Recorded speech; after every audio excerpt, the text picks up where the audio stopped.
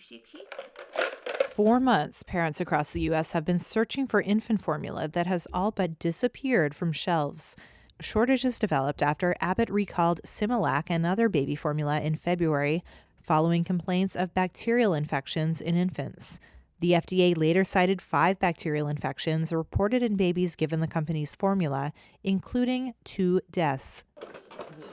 Analysts say inflation and supply chain snags have compounded the shortage, leaving about 40% of baby formula products out of stock nationwide. I just don't understand why it's taking so long. It's May, and this happened in February.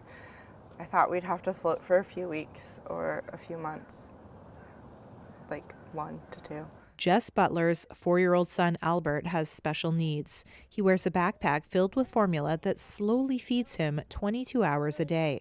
He needs Elecare, the only formula they found that his body can tolerate. We've had a lot of very generous people donate food, and that's been great. But we've also had to buy it, and it's expensive. It's really expensive. It's like $60 for a very small can.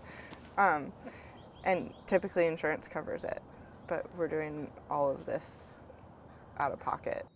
The family is so desperate for the food, Jess flew from their home in Seattle to meet a woman in Texas who supposedly had cases to offer. There you go.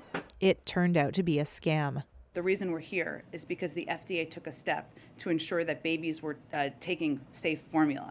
There were babies who died from taking this formula, so they were doing their jobs. White House Press Secretary Jen Psaki on Thursday said President Joe Biden met with executives from infant formula manufacturers and retailers, including Target, Walmart, and Nestlé's Gerber, pressing them to beef up tight supplies and do everything possible to get families access. We're seeing increases over the last couple of weeks. More needs to be done. We're going to cut every element of red tape we can cut. We're going to work with manufacturers. We're going to import more to expedite this as quickly as possible. Abbott said it could restart production in Sturgis, Michigan within 2 weeks of FDA approval, adding it is prioritizing production at its Columbus, Ohio facility and air shipping formula from its Ireland plant. Jess Butler hopes the formula comes in time. She says the few alternatives her son could use are all back-ordered. So I'm not sure what that means for Albert, if he'll need to be hospitalized